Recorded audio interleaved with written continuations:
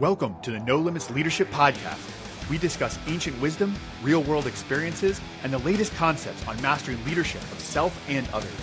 If you're committed to maximizing your life and your impact on the world, you're home. Welcome back to the No Limits Leadership Podcast, where we explore the mindset, habits, and leadership principles that help us break through our limits and unlock our full potential. Today, I'm honored to be joined by Suzanne Lesko, also known as her former call sign Xena, a retired Navy captain, combat veteran, and accomplished leader who has forged a remarkable career spanning the military, business, and global advocacy. Susan's journey is a masterclass in resilience, strategic leadership, and breaking barriers. Over a 26-year career in the Navy, rose to the rank of captain, leading in some of the most high-pressure and complex environments imaginable. Since retiring, she's dedicated her life to empowering others, from supporting leaders as a keynote speaker, warrior advisor, and as a technology leader herself. In this episode, we'll explore the leadership lessons she's carried all the way from the Naval Academy to the boardroom, how she's teaching resilience and empowerment to leaders around the world, and what it takes to thrive under pressure. Suzanne, welcome to the show. I'm so glad we get to have this conversation. I'm so excited, Sean. This has been awesome so far. We hit it off a while ago. We're both speakers, and we went through the same speaking academy, heroic public speaking, and we connected, we've supported each other, we've brought in other veterans and athletes to help each other. And from that moment, I was like, man, we've got to get Suzanne on the podcast and have this conversation. So I'm glad we're making it happen. I'm so grateful, Sean. This is exciting because we always have great conversations and it always evolves real time. I like to just hop right into it. And I'm wondering, I went to West Point, you went to Naval Academy. It was a rough weekend the other weekend for me personally, but that's fine. You guys were probably due. But I'm wondering, I'm always interested to talk to different service academy grads about their experience and how that translated and influenced them. So how would you say your experience at the Naval Academy shaped your leadership journey? I feel that's a great question, Sean. And I think first and foremost, it goes back to when you show up and you take your oath, right, on induction day. And you honestly, I think, unless you really talk to someone or you have a family member that's gone to one of the service academies or a close friend, you really don't know what you're getting yourself into. And so when you go through that plebe summer at the Naval Academy and the respective at West Point or Air Force Academy, and then I think it's really learning to be with other people, especially from all over, and you're no longer necessarily the big fish, right? As you may have been in a preparatory school or, high school. So now you're in this environment where everyone is incredible, right? Everyone is super talented. And I can remember, this is actually, I think prior to plebe summer, we went through like a weekend. It was another orientation. And I can remember the speaker at that time shared to all of us. At that time, we were high school students, seniors, and they shared, look to your left, look to your right, and one of you won't be here in 4 years. And I just said to myself, that won't be me. And I think that was really a start of my resiliency journey, grit and grace, and like, okay, I'm going to do whatever it takes because I'm here to, serve my country, follow in the footsteps of my family members who had served, and then have this experience, right? And it's such a dynamic time, especially when you and I serve, because coming in, it was, had been peacetime for a while, right? And then most of our career was all forward deployed or operational. So I think it's a very dynamic time in history. And I feel the service academies are that building block and foundation to honor the mission, the values, and to exude that in leadership and now, outside of the service academies and civilian life and as citizens. Yeah, I think that of all the things that I learned at West Point and how it shaped and molded me and really made me appreciate what being a leader of character really means, and how being a leader isn't just that people like you or do what you say, or, I was always kind of like a leader, even in high school, middle school. I mean, all the time since I was a little kid, like I played catcher in baseball. Why? Because you're kind of like the quarterback of the field. I like playing, goalkeeper in soccer. I like those things. I was a wrestling team captain. Like I was an Eagle Scout, like all those things. But West Point was the first time where, you start off on, our day, right? And you get taught very quickly that the key here is you have to learn how to lead yourself first. And until you learn to do that, you aren't a leader. And it's about values and character first. And then not just, do you get the result that you're trying to get from people, or do people want to fight? I think that to me was like, that character piece was so instrumental for me. And the second part that you mentioned there that I think I keep being reminded of is just the quality of humans that are at that Surface Academy, right? That are, the people that are left and right of you, the people that graduated from there. Cause I'm starting to see, you see how great they are there, but you're sort of like, I don't know, I feel like I was insulated. Like, and I will say, I'll be interested in your experience, because when I got out of the military, this was probably one of the biggest gaps for me. Was I went from, West Point, and then I was in the infantry, and then I was in special forces, and then I got out, and for my entire adult life, I just assumed everyone's out doing their best, pushing themselves, like trying to get better, trying to make an impact on the world, and like, we'll do whatever it takes to get it done, because I just been surrounded by that since I had left my mom's house, and all of a sudden it was like a slap in the face when I was a business owner. I'm like, oh, everyone's not going to die for the mission today? Like, that's not what people are doing out here. It was like a whole, that was a huge part of the transition for me. I could totally relate, Sean. And as you know, it's a dynamic world out there. Very, I would say, multiple facets of people that you experience. And I really feel, as we learned in the service academies, and then in mission and on missions, and in operations, in leadership, I know we touched upon mission critical teams as well, what it takes to be a mission critical team leader. But I really feel, adversity doesn't really make a man, it reveals him. And in that process of what we experience, it's like, when how a diamond is made, right? It's a lot of refinement, it's a lot of heat, it's a lot of, transformation. And I think one of the tenets and pillars of what the academies teach really is that those core values and understanding who you are and how you relate, interact with others. Do you play nice in the sandbox, right?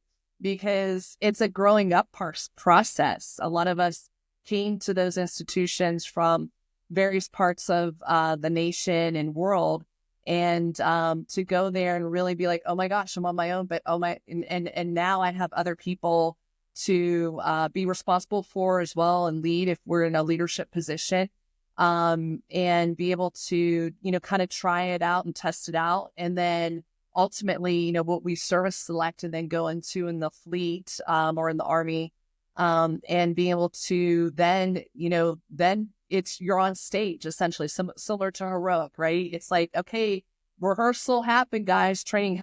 Now you're on stage and you're a performer and you're performing the best mission of your life. And you went into naval aviation. Yes. I guess, well, first of all, what was that decision like? Why did you decide to be a pilot? So I decided naval aviation, Sean, because a lot of my family members had served. And for me personally, the window wasn't open at the time for women in combat aviation. And it happened as, we were graduating from the Naval Academy and such. And I like the diversity and the intensity of the intellect, as well as the professional acumen, and then learning as you go. And it's a lot of failing forward to success, in that environment. It's extremely competitive. I would say it's not always a very friendly environment internally, right? And it essentially, it really brings out the best in you and what you're made of in those situations. So, and part of it too, just like special forces, you're number one or number two, right? And it's like, then you move to the next leadership position. So there's a lot of that going on. And it was, it's definitely a searching of yourself as a leader, as a human, and being able to be complete, I think, with your military service. Because I think a lot of people go in and say they have a medical issue or something that happens that prevents them from doing their dream or they have an accident. You just never know because it's such a dynamic environment and you have to be grateful for every day. So it's like, okay, am I enjoying this? Am I having fun? Do I want to continue doing it? And then, your time in service. So like, do I want to complete my contract? How many more years do I have in this? And then what do I want to do next? And I can remember, I think I was an ensign. I was working at the Naval Academy. They call it you're kind of stashed in between, waiting for flight school and different schools. It's a fun time, right? You're with your friends and family and you're hanging out either in Annapolis or another place. And then you start your pipeline training. But I think those are times to discover like, hey, is this what I want to do? And then I can remember speaking to a leader when I was there saying, if you're not having fun, then it's time to move on. And those were kind of the micro decisions I made throughout my career, because it was always very challenging, adventurous, and stuff that I really enjoyed leading in diversity, in mission. And so that's what kept going. And then I'm like, okay, I can't believe it's been 15 years. Okay, now it's 20 years. Oh my gosh, it's time to think of what do I want to be when I grow up, right? So what were some moments, I imagine there were a lot, but can you think of a particular moment when you were in aviation that challenged you or taught you a lesson that you still remember today? Yeah, there's a lot of them, but I think most saliently and poignant was just some of the leadership we had. That was my first exposure, I would say, and it probably happened at the Naval Academy. We didn't have that term yet, but like toxic leadership, and being able to now have a term to share that, and knowing like what it takes to have a healthy organization, healthy environment. And we saw this in some of the department heads, other leaders, and you're like, gosh, why are we tolerating this, right? And I think now there's more measures in place to be able to weed those types of leaders out. But I think at the end of the day, it makes you more resilient too. And so those first instances of aviation lifestyle and squadron life, and it happened amongst the various platforms. You talk to people in all different parts of aviation, and they'll share the same, and the tough decisions, the tough calls you had to make. And a lot of it could have been a different leader would have had a different outcome. And that's why I feel leadership is probably the most important thing next to just the basic core values of what our services represent. And you mentioned it, but there you were in the minority in aviation as a female officer and pilot. So what were some of those unique challenges in your experiences like coming up in such a male dominated field? Well, there's a lot of challenges, but I think first and foremost, and I was a naval flight officer in naval aviation, but no worries. But in that regard, I think it's really finding people that can speak for you when you're not in the room, Sean. And those that, because you are kind of you're under a microscope. And, any firsts and anything. And I never, I didn't grow up like that. I always grew up as, you are who you are as a person, as your character, and the sky's the limit. I was raised in a very, very nurturing environment where I was exposed to a lot of sports, a lot of leadership, a lot of travel, multiple activities daily, right? Where you learned how to manage your energy and time. And so when you go into an environment and someone's like, whatever it is, like, I don't know if you can do that or this, and it's not like you don't have true wingmen or wing women, then that's where it can become sometimes an internal game, a mind game. And that's why I feel it's important to have people that you like, trust, and respect around you and that are in the room when you're not, and they're advocating for you as well. Yeah, building that support team around you. And I think I'm hearing the importance of building trusting relationships, and I'm sure that as you demonstrated competence, I don't know, I always felt like when I was in a place where, for whatever reason, I was either in the minority or I didn't feel like people were giving me sort of a clean shake or the respect. It was like an additional challenge to step up and prove myself. And it was almost like more rewarding when people doubt you and you step up and execute. And I imagine that was, that role was interesting and coming up through that. And then, part of the way through your career, you transitioned to be a public affairs officer. And I imagine that's a significant role shift. So I would say, what drove that change, and what skills did you learn that you brought into that role that made you successful?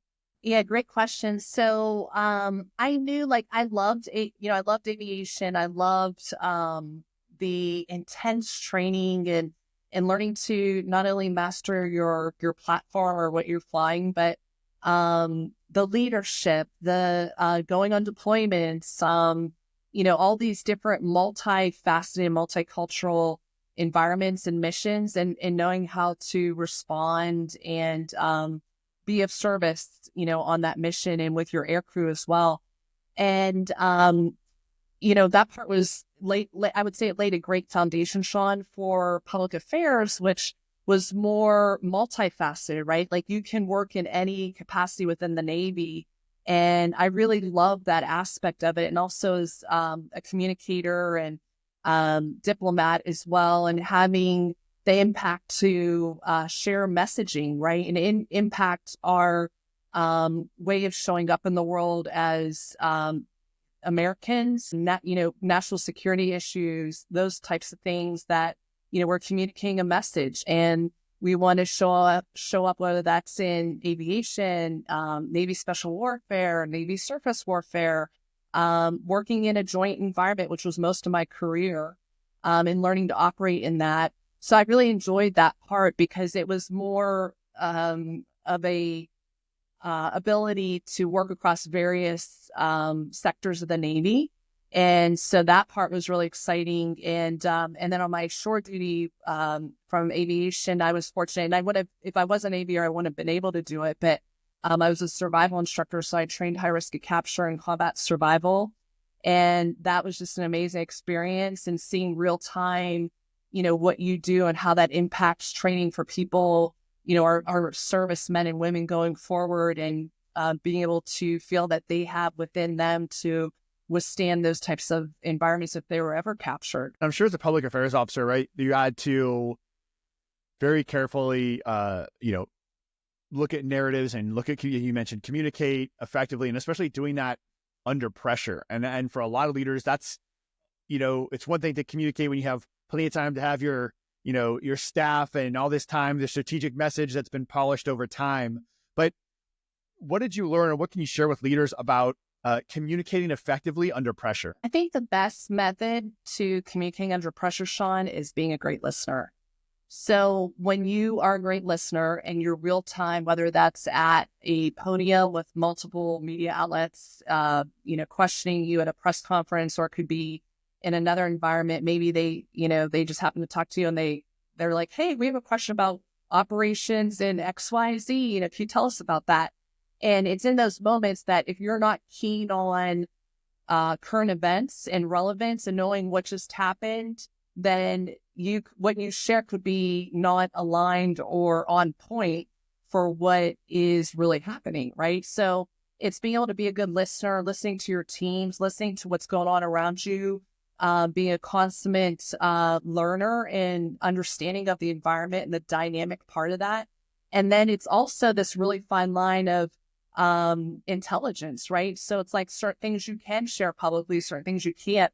And that is an art, right? That is like, you have to know how to navigate that space, and that you are responding accordingly for what's being asked.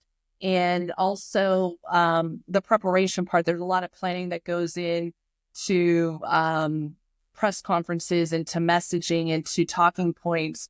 And it's having a good handle on the current environment, and then what's really happening real time, what could be future, having enough, I would say, tools in your toolkit or arrows in your quiver to be able to address issues as they come up real time. Is there a certain format or technique that, you would use in those public affairs roles, or now as you advise or work with other leaders in terms of how to effectively communicate a message? Absolutely. Part of it, basic ABCs, answer the question, give your message, give your key message. But I think most importantly is it's not what you say, Sean, it's what they hear. So, and is what they hear going to effectuate and transform behavior, or is it just, like a public service announcement just to pass information? But it's, again, what lands with the people and how is that transforming how they show up and what they do? Yeah, I think that, communication as a leader in all its forms is, really a superpower. And I agree that whether it's with the press, it's, at the embassy, as some of the situations you had to deal with, or just one-on-one with an immediate subordinate, like, or a peer, it starts with listening. It starts with really listening and asking the right questions and really understanding what the other person is asking, what they want to know, like what they, a lot of times people give you the answer instead of you trying to guess what you think they want to hear or should hear. And so I think more leaders need to spend more time, as you mentioned, with really listening and asking questions before they communicate. And, a lot of ways it's kind of like sales, right? Like if you ask the right questions, like they'll tell you the answers they want to hear. And so I think that's such a critical point. And then, I think to being able to communicate directly, and then also the ability to use stories to engage people is something I've found a lot. And, one of the stories that I know I've heard you bring in that I think are so powerful, a lot of times have to do with that resilience side of things. So I guess when you're working with leaders and working on them building resiliency in general, maybe we'll take a step back. How do you define what is resiliency in respect of leadership? Yeah, in respect to leadership and what I found through life experience and all these dynamic global environments and adventures, Sean, is the ability to bounce back in a situation and be able to like kind of recalibrate your course, right? It's almost like when you lift weights and you have your muscles from the gym, right? And this from British Jiu-Jitsu. And having that ninja sense, but it's essentially within your own self. It's not something that you're like, oh, I'm going to go get a can of, Diet Coke, and that's going to be my resiliency. No, it's something that is already within you that you continue to develop, just like you do a muscle.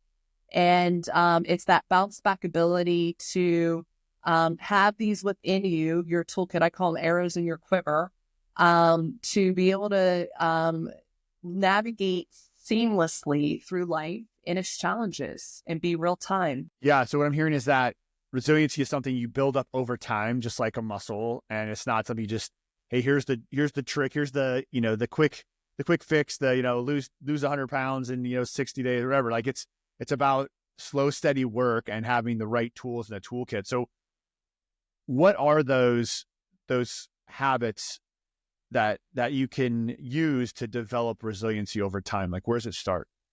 I think first and foremost, it starts with our basic needs of sleep, of sleep hygiene, of great nutrition, of great physical rigor, whether that's, you do work out, strength training, it's proven for longevity, muscle building, and as well as getting outside, getting into nature and having those just basic needs, right? It's like food, water, shelter, your first three.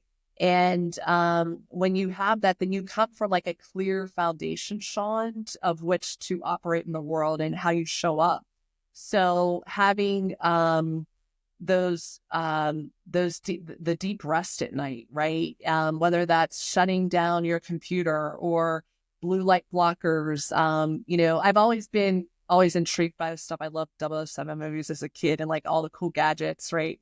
And seeing, okay, how will that make my life easier or will it make it more challenging, right? Because technology, just like everything, if you don't use it properly, it can have different outcomes. So I think part of it is just getting back down to the bare basics, similar to what we learned in SEER. Like if you didn't have anything, you were ejected out of your plane. We teach you how to build, shelter, how to make a fire, how to procure food, sleeping well so that you have the cognitive currency and emotional capabilities to face whatever challenges you have. And I think the same thing is in resiliency is like making that routine in your life. And then that allows you to pivot when a situation happens. Or I talk about adaptability as part of the resilient leader way, and preparation and focus and community and support. And it goes back to just like you and I connected and some of the work we've done at Heroic, and being able to build that community of support of like-minded individuals that elevate each other. And you're just reminding me, you hacked a memory of mine from SEER about go ugly early, right? Like, it was like if you wait to get some amazing trap built, you think you're gonna bring down like a rabbit or a deer or something like that, then you're going to cook it over this fire. It's like by the time you get there, you're going to be so exhausted, you're not going to be able to actually do anything with it. It's like you got to start eating the bugs and the slugs and get in the water. And that's like the one thing that stuck with me is like go ugly early. Yeah.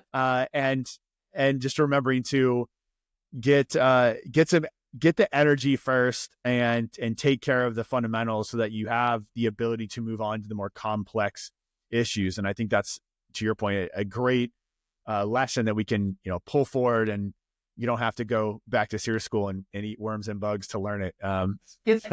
Hopefully I learned that please, I don't need to go back there. Yeah. And also it goes back to, I think, go ugly early. We say that a lot. Communications is like that golden hour, right? When something happens, a plane crashes, major event happens. What facts do you know right now? Don't withhold information. Give, what's relevant to that situation. And that builds trust and credibility. So the sooner you have the facts, go ugly early, even though it may not be pretty, right? It instills that confidence and trust, right? And credibility.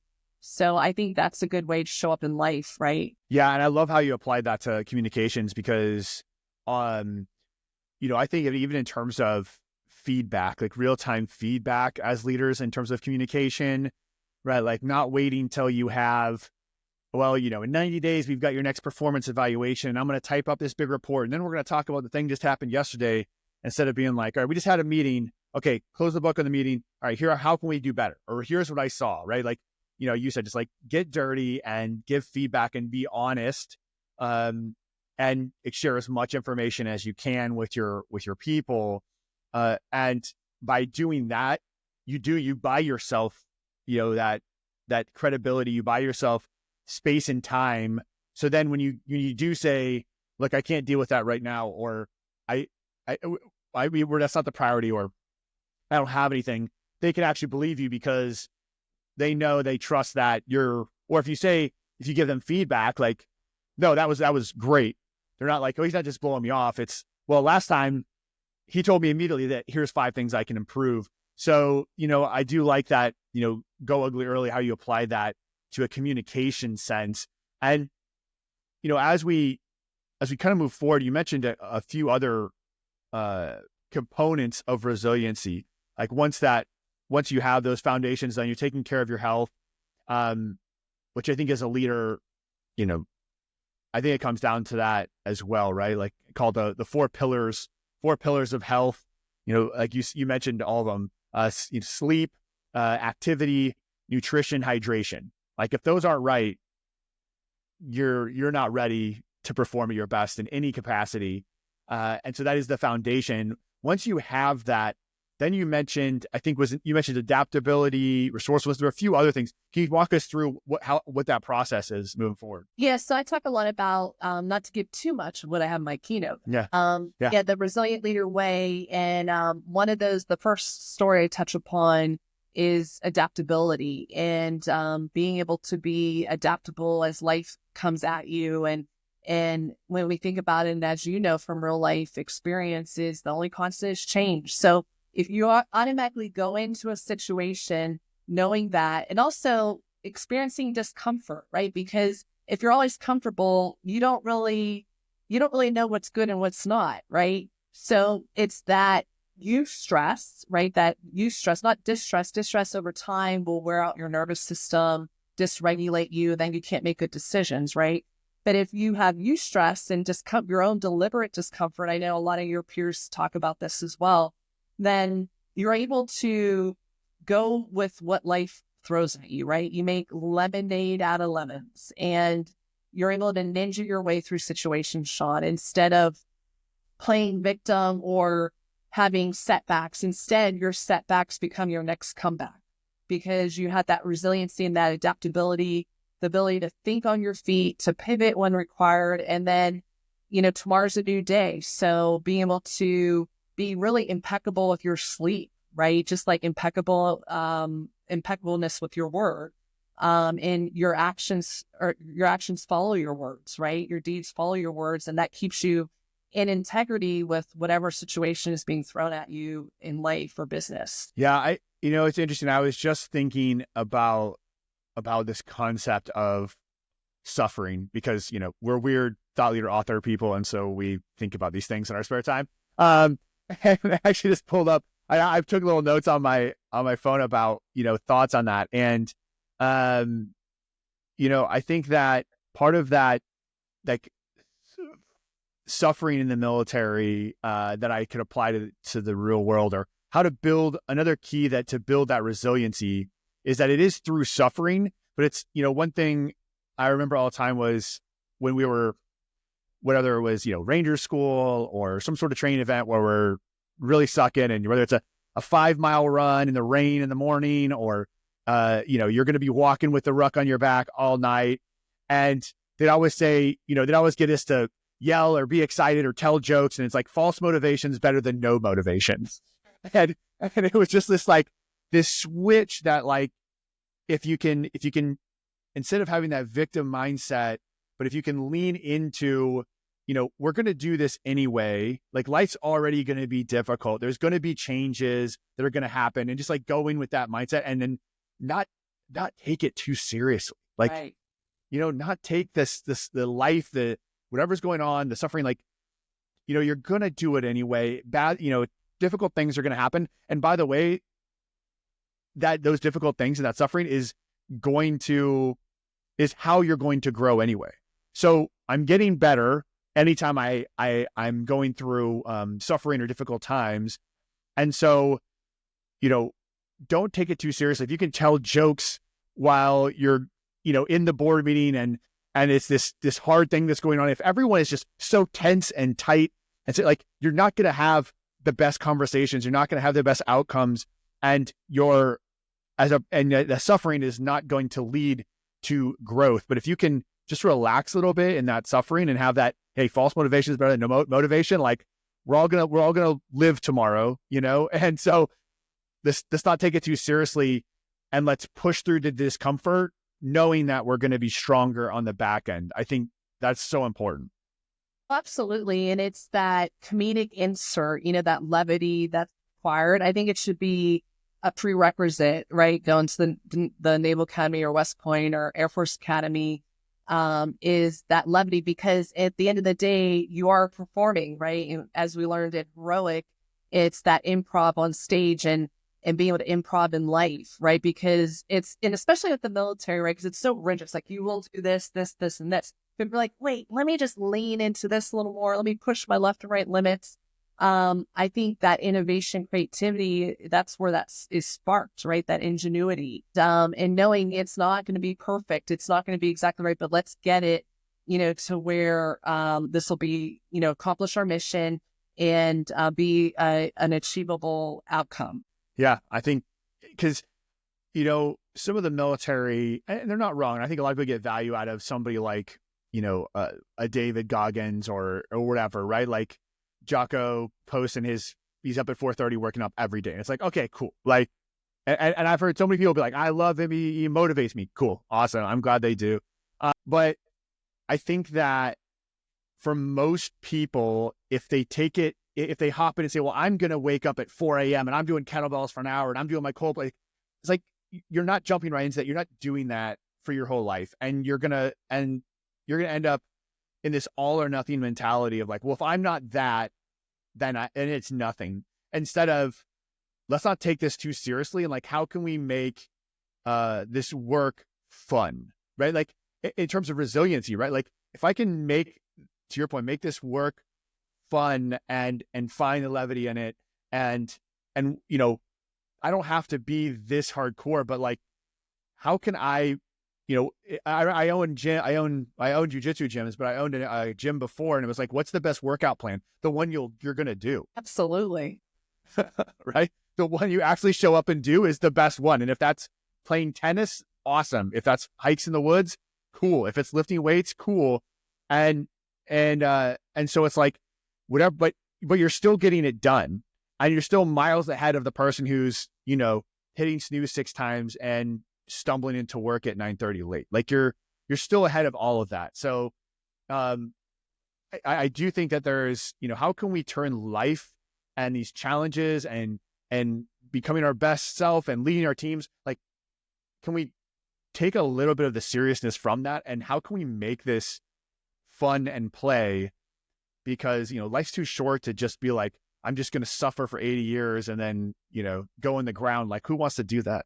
Exactly. And it comes down to a point. I know you and I have talked about, different global journeys, and, there's suffering and there's healing, right? Once you heal yourself spiritually, emotionally, physically, then that's the point of which you improve your quality of life drastically, right, Sean? But when you live in that suffering, the drama, the trauma, and when you think about it, like when people just bring drama to your life, right? It's that, the middle 3 words, RAM, it takes up RAM in your head. So it's like, I don't need any more drama in my life, or people that, it doesn't elevate you, right? It extracts energy versus life-giving force. And I think it's important to pay attention to your environment, because especially in the military, sometimes in corporations, like, you may not have that leverage to leave the situation due to circumstances. And that's where levity and being creative really comes in handy, right? And some things that we're talking about now, we haven't even, 2 days from now, a week from now, we may not have a thought of, like, how did that happen? There's no playbook for it. So that's where the creativity, the innovation, the ingenuity comes in, and the levity ultimately, because it just helps you move through life more seamlessly. How do you do that in your own life? Levity or moving through seamlessly? Yeah, maintaining that creativity and that levity, as you're doing, big things, right? Like you're doing big things in a lot of different aspects of your life. You're advising, veterans. You've had nonprofits before. You're advising, technology leaders and all of that. So someone could look at that and be like, oh, this is serious stuff, right? Like Suzanne just be walking around, nose to the grindstone all day, every day. But like every time I see you, you're smiling. It seems like you're having fun doing it. It's like, how do you do that in your own life? What are some practical ways that you implement that? That's a great question, Sean. I think part of it is I really do what I love. Like, I focus on what I love. Whether it's making an amazing meal, being around family, amazing friends. I have an amazing golden retriever that sparks so much joy, not only in my life, but the lives of others. I mean, it's a comedy show, right? So it's sort of like, and it's also satirical in a way. And even my peers at the Naval Academy and flight school, my squadron, they were hilarious. Like, things would happen, and it's like this kind of dry humor. And my family also is from Slovakia, and they're just notorious comedians. So I kind of grew up with it, and just like funny things that happen, and you're like, did they just say this? And what did you interpret it as? And it's not demeaning or, making someone wrong. It's just like bringing the art of creativity to a situation. And I think that, again, relaxes the environment, relaxes yourself first and foremost. It allows you to go into a parasympathetic state versus sympathetic flight or fight. And then from there, you make really good decisions, right? I mean, who wants to make decisions with not enough sleep, all these other things. That's one of the extreme trainings you and I both have been through that force you to say, well, how, I can show up all shiny and pretty with a good night's sleep and, as a civilian, right? And like your team or your support. But what if I didn't have all that? How would I show up? Would I still show up in a way that I could lead people through a challenging situation or scenario?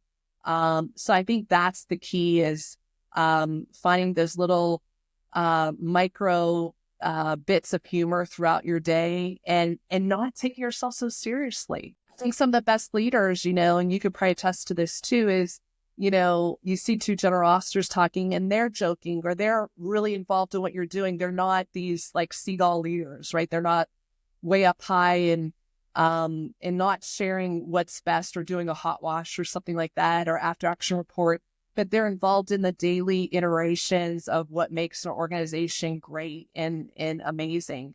And there are no absolutes, right? Because as we learned, absolutes don't really take you anywhere, right? You got to see both sides. Now, what are some ways? I love that because I think that, so one of my foundational principles is called epistemic humility. So epistemic humility is, I explain it in, there's sort of like two parts of it. So part one is just acknowledging that we can be closer to truth, or we can grow, we can learn through experiences and learning new things, right? Like, I think everyone can agree that otherwise, what are we doing here, right? Like, we'd all be, newborns, right? Like, we all know. So our understanding of the world is maybe closer to truth than than maybe when we're 12. But it's then a realization that all of that tells us that we're always potentially dealing with an incomplete data set, right? Like every belief, opinion that we have is completely framed by a very limited set of data. And there's a bunch of stuff we don't know, can't know, whatever. And so therefore, kind of like we mentioned, heroic, like we learned the improv, yes, and yet therefore it's always like, here's my current belief or opinion, but what do you got? Because I'm willing to change that belief and opinion based on new data and not being an absolutist. And man, I don't know if you've ever seen it. I've never seen it like, on the internet or social media and someone's like, oh no, that's a really good meme. You know what? I'm going to change, I am going to vote the other way. Like, right. I mean, if you ever, like, there's so many people are just so locked into this is the way it is, and not being open and just not even just being open to new opinions, but being like, this is what I believe right now, but I'm probably wrong, like going into with that sort of open-mindedness. And I think that to be a great leader, almost coming full circle back to where we started with like being a great listener, it's one thing to just listen, but if you're not listening with the right perspective of like, every belief and opinion I have about this business, about life, about, I'll even go as far as say religion, politics, is based on an educated guess. So if you got new information, I'm here for it, and I think that's so critical to be successful in leadership and to build relationships. Absolutely, because you take that new data, right, and you apply it. It's almost like you extract it, similar to you do, data and insights and technology, and preserving that and saying, oh, what was the best practice from yesterday, or what did I really like? What were the gems of yesterday or today, and then extracting that. What did work, and then pulling the best of it, bringing it, iterating it for the next version. And that's how updates are made. That's like, why do we update our computer? Well, it's the same with our bodies and our minds, right? It's like an upgrade. So the more conscious conversations you have with people and you hear different views, then you're like, oh, that's interesting. And being curious, like, oh, I would have never thought of that. Or, why do we travel, Sean? Like, that's probably... it's definitely a core, almost a core value of mine too. But, travel brings these different perspectives, and you see a different way of being and showing up in the world, and how people perceive you and how you perceive the world. And then realizing at the end of the day, we're all in this together. We're all trying to do the same thing. And so I think that's what's really important from travel and meeting diverse cultures, especially you as a Green Beret, being boots on the ground in the environment, right? And I did some of that with USAID and other stuff I did on the ground in the Middle East and so forth. But, being able to really understand where people are coming from and what they see and breaking bread together, right? And really understanding, like, in human terms, I see you, you see me, let's work together. 100%. And, I said on this podcast before, but I'll say it again, that my biggest takeaway, or people asking my biggest takeaway from my time in the military, I would say perspective and gratitude, because going and, living and, eating, eating dinner on the dirt floor with my hands with the Afghan warlord while his kids run around and play, and seeing how their family interacts and getting to know them, and living in and amongst the people and in areas of the world that are, if you look from the outside in, as different from the middle of America as could possibly be. But, it's funny how, almost coming back to, you mentioned, Maslow's hierarchy of needs and those foundational elements. And that's what I think, that's probably the framework that I've seen proven over and over again, is like, that still describes every human being. Like, everyone wants food, water, shelter, safety, security. They want to raise, they want to be able to spend time and raise their children, and they want to be rewarded for their work. And, they want to have community, and they want to, all those things are exactly the same. And we're 99% exactly the same, just with like a different filter on it. And I think that as human beings and as leaders, as a country, we will go so much further if we start with our commonalities and then figure out how the ways that we're different can be assets to the group, how diversity can be an asset, different opinions can be an asset, but not, our media or social media, whoever, the algorithms, all the things that we really, they focus on sensationalizing and amplifying our differences. And as leaders in a ever-changing world with a global workforce or different opinion, like, it's so important. I think that if you can understand those fundamental sameness and perspective of what it is to be a human being, you're in a much stronger footing than if you start with how are we all different and how can we fix that? Absolutely. And it goes along with what we talked about earlier on mission critical teams.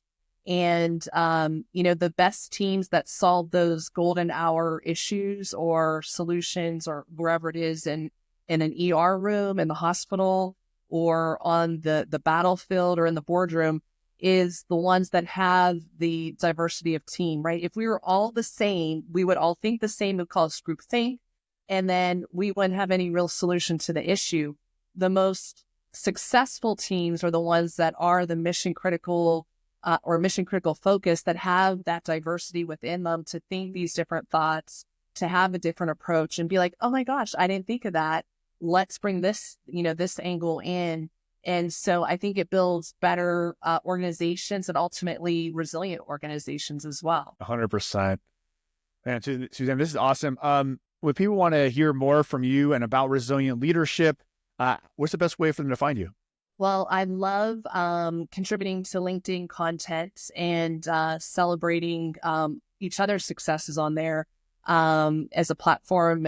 So LinkedIn is a great place to follow me. Also on my link tree, which is under Suzanne Lesko, I put my latest assets on there, media assets, and kind of what I'm thinking, what's relevant in the world and how I see it, and how we can continue to elevate each other and serve not only our country, but our world right now. Well, awesome. I know I enjoy your content and your thoughts and ideas, and I always learn from them. So thank you so much for the work you're doing. And thanks for coming on today. This has been super fun. Thank you, Sean. It's been a pleasure.